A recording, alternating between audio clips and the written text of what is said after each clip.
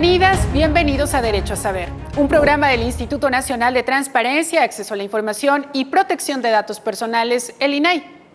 Hoy hablaremos del sexting, una práctica que según algunas versiones debería de ser prohibido, mientras que otros consideran que es parte del ejercicio libre de la sexualidad. Empecemos por definir qué es sexting. Es la actividad de enviar fotos, videos o mensajes de contenido sexual a través de dispositivos digitales. Suele realizarse de manera íntima y en acuerdo entre dos personas. Sin embargo, significa un delito cuando las imágenes son difundidas sin consentimiento. Además, también existen riesgos como que las imágenes pueden ser usadas para acoso sexual, que pueden ser víctimas de phishing o suplantación de identidad, que las imágenes podrían llegar a manos de delincuentes y que también podría ser la antesala de delitos como la pornografía infantil, abuso sexual y trata de personas. También el sexting ha sido muy estigmatizado. Incluso en 2016, el INAI y otras organizaciones lanzaron una campaña llamada Pensar antes de sextear, 10 razones para no realizar el sexting. Pero la Red en Defensa de los Derechos Digitales consideró que esta iniciativa reflejaba una visión paternalista sobre el ejercicio libre de la sexualidad.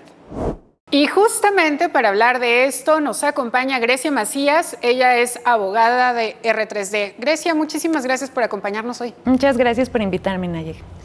Oye, Grecia, hablábamos justo de esta iniciativa que tuvo el INAI desde 2016 y que ustedes fueron parte de los críticos, ¿no? De esta advertencia, digamos, o de esta indicación para no usar o practicar sexting.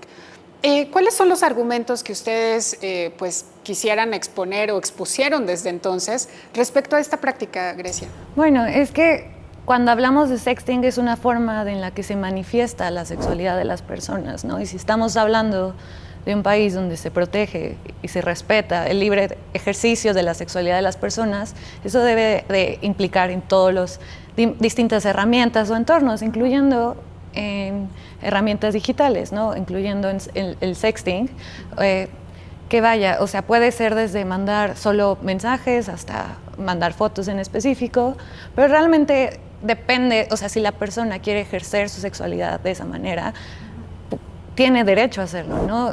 Decirle a alguien, no lo hagas porque puede pasar todas estas cosas terribles que obedecen a un sistema machista, a un sistema que perpetúa la violencia, es básicamente lo mismo que decirle a las mujeres no te vistas así, porque te van a acosar sexualmente, ¿no?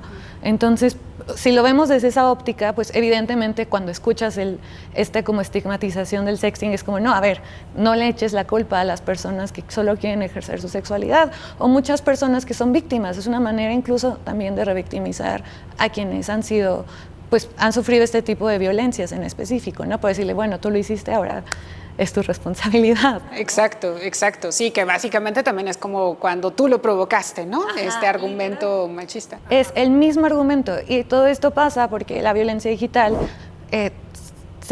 muchas veces no se conceptualiza como algo que es como que afecta la vida real, por así decirlo. Yo siempre digo, todo es parte de la vida real, o sea, no es como que te metas una dimensión alterna cuando entras a internet, te conectas a internet o estás hablando con tus amigos o tu pareja o tus ligues, quien sea, en los chats, ¿no? Sigue siendo parte de tu vida cotidiana y te afecta evidentemente emocionalmente, reputacionalmente, psicológicamente, cuando alguien traiciona tu confianza y te violenta al difundir esas imágenes sin tu consentimiento, ¿no? Claro, porque justamente ese es uno de los puntos importantes, es decir, que sea una práctica en consenso, ¿no? Y que más bien, si ya se convierte en una agresión e incluso un delito, cuando alguna de las partes pues viola ese acuerdo y utiliza, ¿no?, las imágenes de una manera distinta a la que fueron enviadas. Claro, y tocas un punto fundamental, el consentimiento entre dos partes que están consintiendo.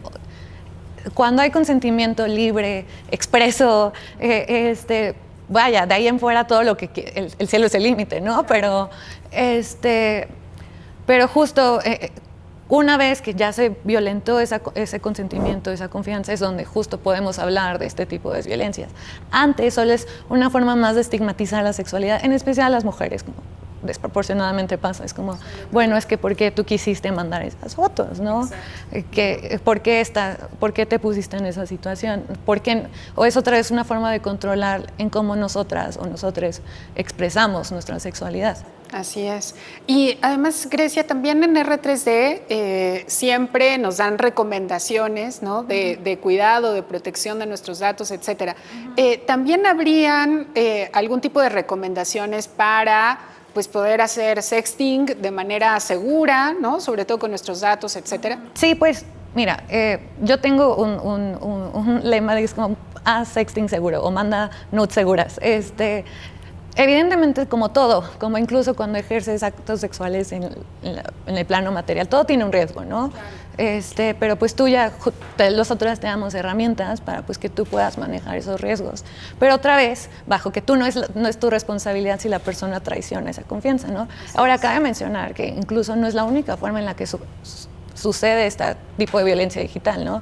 Muchas veces es por personas que acceden a tus dispositivos sin que tú te des cuenta, ¿no? Puede ser, por ejemplo, escucho muy seguido que es como, es que yo ni siquiera le mandé estas fotos a nadie, ¿cómo las tuvieron? Y les pregunto como, bueno, ¿mandaste tu celular a arreglar?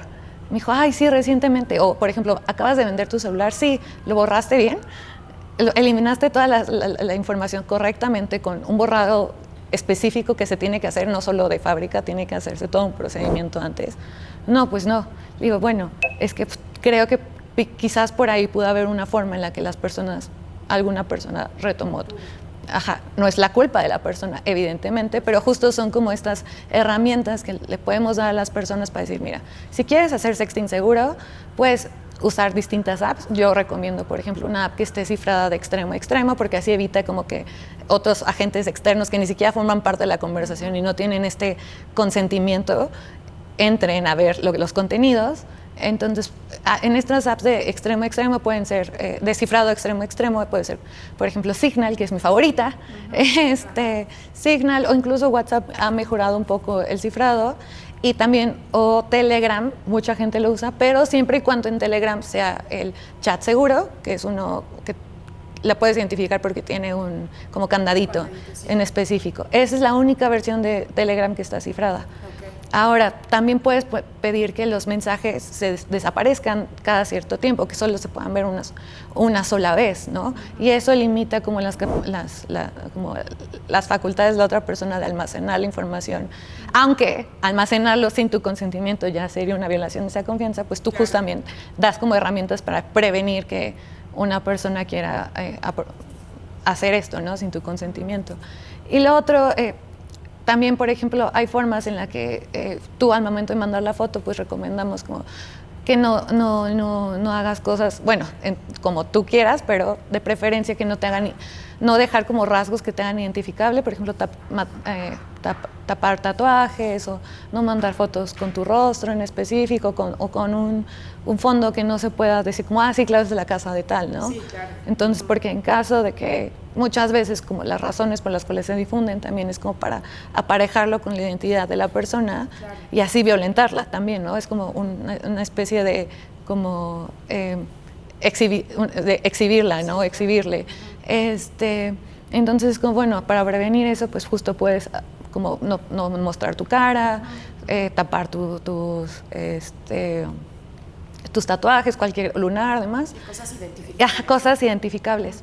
Otras cosas, por ejemplo, que apps como Signal o WhatsApp te dan es que puedes mandar fotos y las fotos tienen un mecanismo específico porque igual de que solo se vean una vez, pero no puedes tomarle screenshot. Si no le puedes tomar como esta captura, al momento en que intentas tomar captura de pantalla sale negro y le avisa a la persona. Entonces es como previene ese como almacenamiento y aparte sabes que esta persona ya no es de confiar, ¿no? Claro. Pero en preferencia sí es como qué herramienta estamos usando, pues ver que sí es una herramienta segura, privada, y pues también otra forma también es antes es un poco más social con la persona, ¿no? Como de, es una persona, ¿la conozco? ¿No la conozco? ¿Cuáles son? O sea, como generar esos acuerdos de, bueno, vamos a hacer esto, pero please no borres, borras mis fotos, no. bueno, se entiende que no quieres que alguien más la vea, pero es bueno decirlo también, ¿no? O sea, se entiende por la conversación, pero siempre es como expresarlo está mucho mejor y creo que ese tipo de cosas ayuda como a generar un entorno para poder ejercer nuestra sexualidad más seguros. Justamente eso, Grecia. ¿Cuál te gustaría que fuera el mensaje, sobre todo para quienes nos están viendo, y que no sea un asunto de prohibición, estigmatización, y también considerando que es para adultos, ¿no?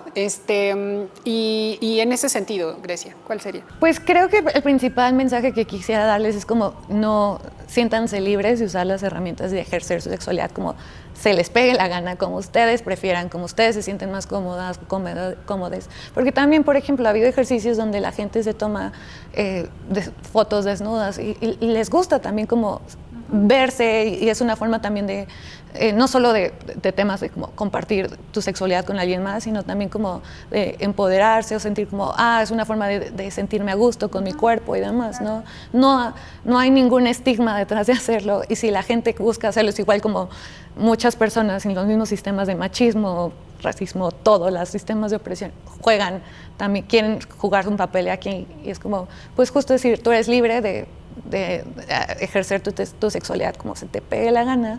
Claro, hay que saber cómo, hay que decir que pues hay ciertos riesgos y estas formas como teniendo comunicaciones seguras, acuerdos claros y demás son formas en las que puedes hacerlo sin ningún problema.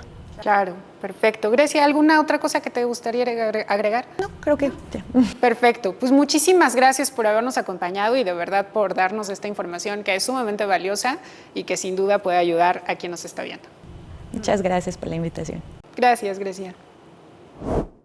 Pero en un contexto en que la vida digital es algo cotidiano para todas las edades, ¿qué pasa con los adolescentes?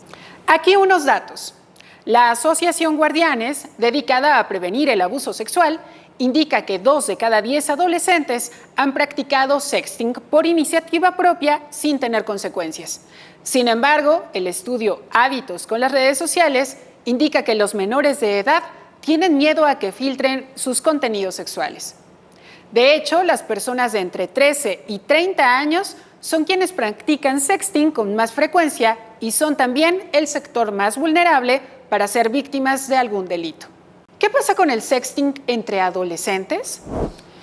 Y justamente para hablar del sexting entre adolescentes, hoy nos acompaña Cintia Solís del Instituto Federal de Telecomunicaciones. Y bueno, Cintia, lo primero que quisiera preguntarte es, de acuerdo a su experiencia, a lo que han estado viendo, ¿cómo se presenta o cuál es el comportamiento, digamos, de la práctica de sexting entre adolescentes? ¿A qué edad también se está presentando esto? Sí, a ver, vamos a entender que el sexting en general como actividad en principio no sería ilícita, en el sentido de que, bueno, es parte de los adultos compartir cierto contenido explícito, ¿no? Ejerciendo este libre desarrollo de la personalidad. El problema es que hoy en día adolescentes y niños que no tienen esa capacidad para entender, ¿no?, lo que realmente están haciendo, se encuentran o digamos están compartiendo entre ellos y en edades cada vez más tempranas, estamos hablando de niños de 8 o 9 años, entre su grupito, digamos, está solicitando este tipo de contenidos explícitos que pueden ir a lo mejor desde algo no tan, vamos a decirlo, pues no tan explícito como puede ser simplemente fotografías en trajes de baño o en ropa interior, o incluso ya un poco más subidas de tono en el sentido de que a lo mejor ya son completamente desnudos o alguna parte de su cuerpo desnudo. Y eso es una cuestión muy preocupante porque, pues en principio, digamos que se está compartiendo entre su grupo de niños, entre niños de la misma edad o de edades similares. Pero en la investigación, pues nos hemos dado cuenta que muchas veces estos niños están siendo reclutados por personas que pertenecen a redes de la delincuencia organizada, de grupos de pedófilos, etcétera, ¿no?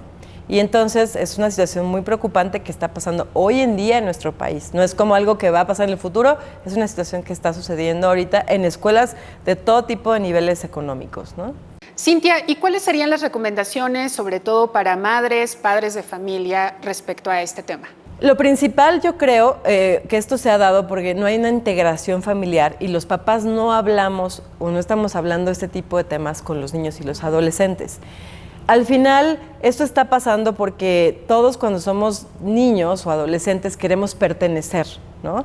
Y como esto está visto como una actividad muy cool, si nosotros no participamos, si los niños no participan, se sienten excluidos de su grupo social, ¿no? Entonces, creo que es muy importante que los padres de familia hablen con los niños de 5, 6, 7 años. Digo, obviamente hay que hablarles como conforme al nivel que tienen y cuando van creciendo ya podemos hablar de una manera o utilizar otro tipo de palabras, pero sí es muy importante que estén conscientes de los riesgos que significa para su identidad, ¿no? Y para el ejercicio de sus derechos presentes y futuros, porque no sabemos dónde terminan este tipo de contenidos. Y al final sí están generando situaciones en las cuales, a ver, el sexting, ¿cuándo pasa, digamos, esta línea? Cuando una vez que la persona que solicitó este tipo de contenidos hace un mal uso de ellos o incluso empieza a extorsionar a los niños para pedirles más contenidos, amenazándolos de que los van a publicar o pedirles otro tipo de cosas. Entonces, esto también está generando muchísimo estrés en la comunidad escolar porque estos niños pues viven estresados, con miedo, están siendo amenazados, no tienen la confianza de decirle a sus papás, oye, me está pasando esto, ¿no? Y entonces, pues incluso podrían llevar a situaciones de depresión y peor aún, de suicidio. Cintia, ¿y las escuelas también pues están involucradas o podrían estar involucradas cuando los adolescentes pues realizan esta práctica de sexting? ¿Cuáles serían también las recomendaciones hacia las escuelas? Importantísimo, deben de contar con protocolos preventivos, tanto del uso de este tipo de tecnologías, que sí se puede hacer, que no se puede hacer, que en el reglamento interno de las escuelas se establezca que no se pueden utilizar ciertas redes sociales, que no se pueden comprometer información de sus compañeritos y también protocolos de actuación una vez que esto ya pasó, porque la verdad es que de los casos que hemos tenido, ninguna escuela tiene un protocolo correcto de actuación. La verdad, ¿no? Muchas de las escuelas tratan de evadir su responsabilidad, dicen, bueno, pero es que esto ya está fuera de nuestro control, porque a lo mejor esto ya pasó en sus casas, claro, pero estos niños pertenecen al mismo grupo, ¿no? A esta misma comunidad escolar. ¿Qué vamos a hacer ahora con este problema? Y la verdad es que en la mayoría de las escuelas no tienen la menor idea de qué hacer. Entonces deben de contar con un protocolo de actuación en el cual todo se puede solucionar en un entorno de mediación, en un entorno privado. No necesitas llevarlo a lo mejor a un tema ya, digamos, penal, porque al final muchos de estos niños que están siendo partícipes ni siquiera tampoco están conscientes de lo que están haciendo, ¿no? Son víctimas también. Entonces, la idea es ayudarlos y darles un acompañamiento correcto para que pues dejen de estar haciendo ese tipo de actividades que los ponen en riesgo. Cintia, y sobre todo para quienes nos están viendo, ¿cuáles son las recomendaciones que podrías darle para los adolescentes? Principalmente yo diría que tengan redes sociales cerradas. No les puedes prohibir, la verdad, que tengan redes como Instagram, como TikTok, porque lo van a hacer mucho más, digamos, cuando tú prohíbes algo lo haces más atractivo. Pero sí, igual platicar con ellos, tratar de mostrarles, a ver, mira, este contenido podría ser utilizado o descontextualizado y el día de mañana generarte algún problema. Vamos a tratar de generar otro tipo de contenidos como fotografías, pues, de paisajes, de ciertos lugares, etcétera, de momentos sin comprometer tanto tu identidad, ¿no? Y sobre todo lo más triste es que muchas veces, pasa tanto como para niños como para niñas, pero sobre todo algunas adolescentes que están en un proceso de crecimiento, que utilizan cierto tipo de ropa, que no es que esté mal que usen esa ropa, pero desgraciadamente se descontextualiza y muchos de esos contenidos han terminado, que fueron creados y que están publicados a lo mejor en una cuenta de Instagram, y luego hay personas que generan cuentas de OnlyFans y están lucrando incluso económicamente con esas fotos, ¿no? Ya hemos tenido casos de adolescentes y unas no tan adolescentes, a lo mejor 18, 20 años, que se han enfrentado a esta problemática. Cintia, pues muchísimas gracias por habernos acompañado, muy valiosa toda la información que nos compartiste. A la orden. Y te preguntarás si se puede practicar sexting de manera segura y que tus datos no sean vulnerados. La respuesta es que sí, siempre y cuando tomes medidas de seguridad, aunque también es importante tomar en cuenta que existe la posibilidad de que una imagen o video pueda caer en manos de terceros. Y estas son algunas medidas de seguridad. 1. Asegúrate de usar aplicaciones de mensajería instantánea seguras. Usar aplicaciones que hagan uso de cifrado de extremo a extremo, es decir, que nadie pueda leer tu mensaje salvo quien escribe y recibe. En apps como WhatsApp, Signal, chat secreto de Telegram y conversaciones secretas de Facebook Messenger. 2. Protege tu identidad. Al momento de compartir imágenes o videos, modifícalos de forma que no se vea tu rostro ni marcas que puedan identificarte como tatuajes o lunares. 3. Utiliza aplicaciones que ayuden a distorsionar la imagen. Y 4. Pon marca de agua en tus videos y fotos e incluso puedes utilizar emojis para tapar tu rostro. Incluso aplicaciones como WhatsApp han implementado nuevas herramientas como que las fotos y videos tengan una única visualización o que los mensajes puedan ser temporales. ¿En qué consisten exactamente? Las fotos y videos de visualización única, como su nombre lo dice, permite que las fotos y videos enviados se puedan ver una sola vez al momento de abrirlos. Y en cuanto salgas de la conversación, el mensaje desaparece. Estos mensajes no se guardarán en la carpeta de fotos o en la galería del destinatario. Además, estos mensajes están protegidos con el bloqueo de captura de pantalla. De esta manera, WhatsApp protege la privacidad de los usuarios, quienes podrán enviar estos mensajes que no podrán verse más de una vez, ni guardarse, ni reenviarse a otras personas. Aquí te presentamos paso a paso cómo proteger tu cuenta de WhatsApp y las fotografías que envíes. ¿Cómo activar la verificación de 2 pasos en WhatsApp?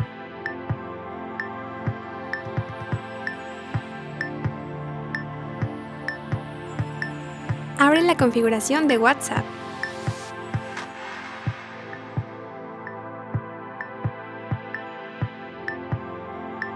Selecciona la opción Cuenta. Activa la opción Verificación en 2 pasos.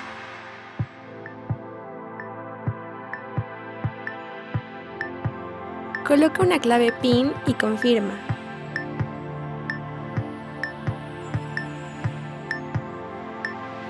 Agrega una dirección de correo electrónico para respaldo.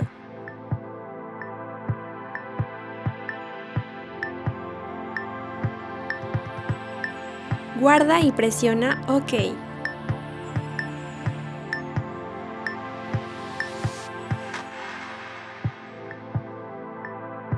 Para más información, llama al Tele-INAI 800-835-4324.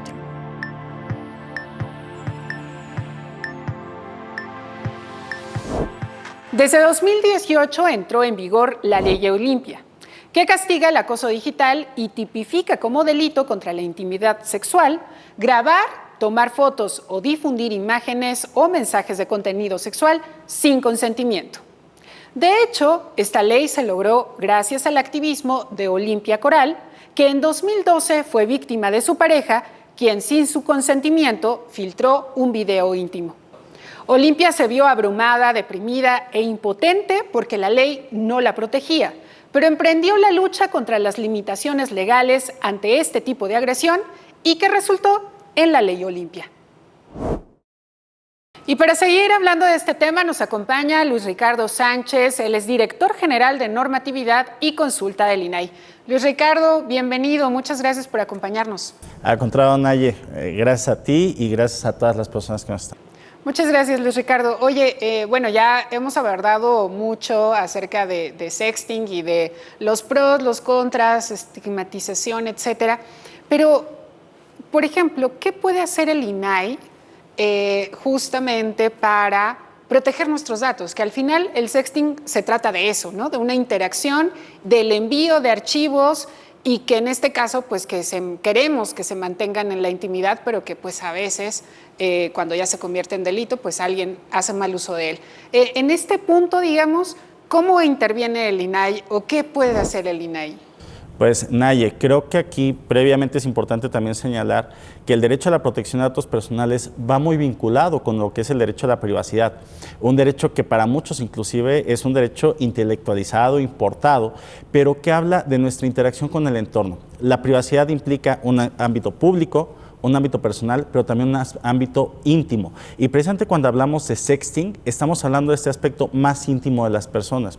Entonces me gustaría a lo mejor señalar 3 puntos que creo que son esenciales en torno al sexting y nuestros derechos, que son, por una parte, el tema del consentimiento, que creo que siempre es importante en las relaciones entre las personas. 2, y el ámbito de lo que te protegen en el ámbito de tus derechos y de lo que hemos hablado en este programa como autodeterminación informativa. Y 3, ya lo que son las medidas de seguridad en torno a la operación segura de los dispositivos, ¿no? En ese sentido, es importante ver que en cada uno de ellos, tanto el INAI como las diversas autoridades que han surgido a través de todo lo que son, no el sexting, porque el sexting es una práctica y en ese aspecto creo que hay que verla como neutra, ¿no? Nosotros a lo mejor no podemos incentivar o desincentivar, pero sí señalar a las personas los derechos que tienen en torno a su información. Entonces, cuando hablamos en torno a personas que son sujetos regulados como plataformas digitales, medios que precisamente facilitan esta interacción de comunicación e información, por supuesto que el INAI tiene toda la potestad de iniciar investigaciones, inclusive de establecer sanciones en caso de que estos contenidos que no se respeten conforme a los principios y deberes de los derechos que les asisten a las personas, pues que precisamente no solamente sea eliminado, sino inclusive estas entidades sancionadas. Claro. Sin embargo, ¿qué es lo que sucede cuando raya la línea de lo legal y se convierte en ilícito? Es cuando aquí esta iniciativa de Olimpia Coral Melo, que se conoce precisamente como Ley Olimpia y que precisamente ha tenido el país de diversas reformas en los códigos penales en 29 entidades federativas en el ámbito federal, para reconocer también este derecho de que cuando una persona transgrede estos supuestos, también es un supuesto considerado como delito y en el ámbito penal. Y en este caso, Luis Ricardo, digamos, si alguien ha sido víctima de que su información sea vulnerada, sin duda, como nos lo explicas, con la Ley Olimpia lo puede denunciar, ¿no? En el caso de imágenes íntimas, digamos. Pero también podría acudir al INAI. Sí, pero precisamente en esto es importante que en esos casos, como lo saben, como en cualquier caso de violencia, sobre todo, ¿cuáles son los efectos de que el sexting genere negativamente en las personas? Ya lo hemos visto: acoso, ciberacoso, sextorsión, usurpación de identidad, afectaciones en la reputación y en la dignidad.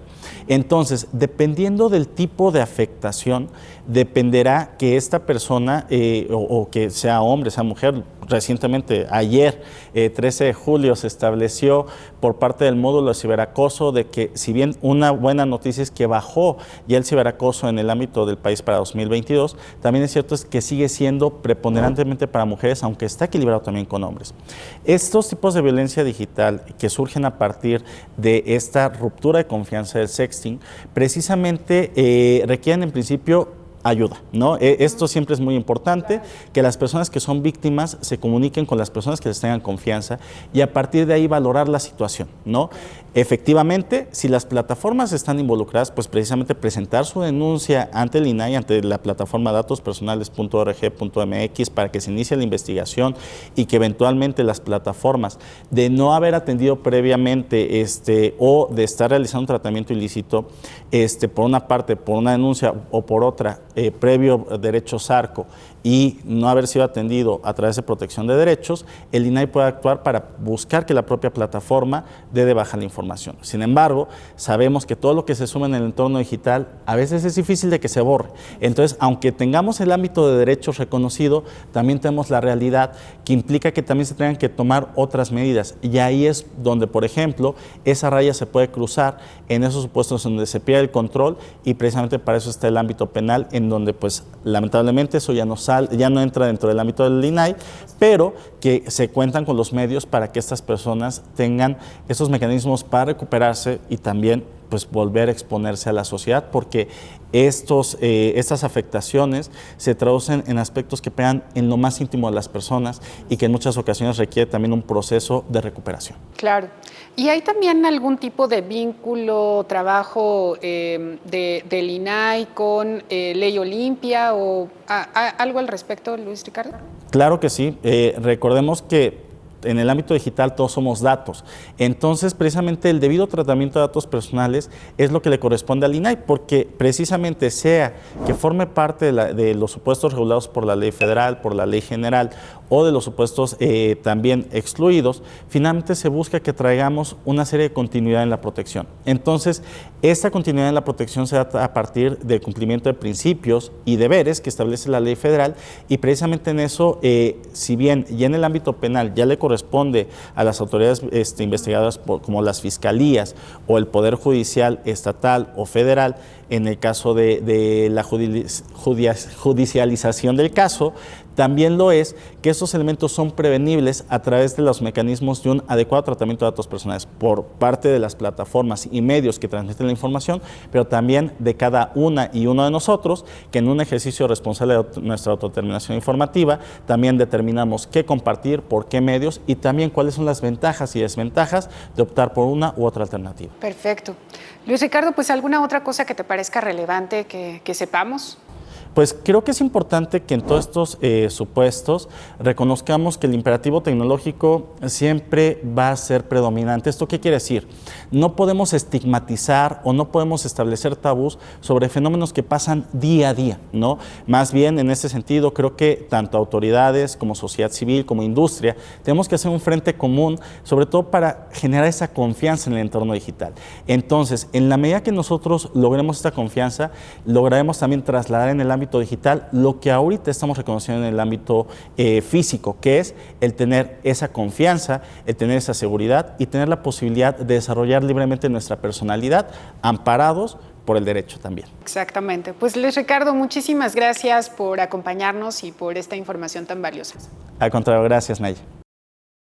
Bueno, ahora veamos qué ha pasado en materia de transparencia esta semana en Actualidad INAI.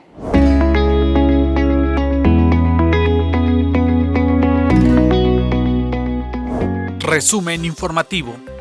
El INAI participó en la reunión de seguimiento a la implementación de 2 proyectos ganadores del Programa de Sensibilización de Derechos Procede 2023 en la Ciudad de México, los cuales beneficiarán a personas con discapacidad. Ante el jurado calificador se expusieron los proyectos participantes en el certamen de Innovación en Transparencia 2023, en las categorías federal, estatal y municipal. El certamen es impulsado por el INAI con el objetivo de reconocer, estimular y premiar herramientas, aplicaciones y plataformas tecnológicas que favorezcan la transparencia en el país. El INAI participó en el foro Hacia un diagnóstico de la inteligencia artificial en México, implementación ética y responsable, convocado por el Senado de la República y la UNESCO. Ahí se reiteró el llamado al Senado de la República para que designe a las personas comisionadas faltantes a fin de que pueda contar con quórum legal para sesionar. El INAI participó en el Congreso de Gobierno Abierto 2023, los municipios como piezas clave para impulsar la apertura gubernamental. Se destacó que la democracia requiere de la intervención de la sociedad en los asuntos públicos. En Baja California se presentó el libro Periodismo de Investigación en el Ámbito Local, tomo 2, obra editada por el INAI, la cual presenta 6 reportajes que denuncian actos de corrupción y abusos de poder por parte de autoridades estatales a partir de información obtenida en la Plataforma Nacional de Transparencia. Llegó a Colima la Ruta de la Privacidad, una cruzada nacional impulsada por el INAI y el Sistema Nacional de Transparencia que busca promover la cultura de la protección de los datos personales ante el creciente uso de las tecnologías.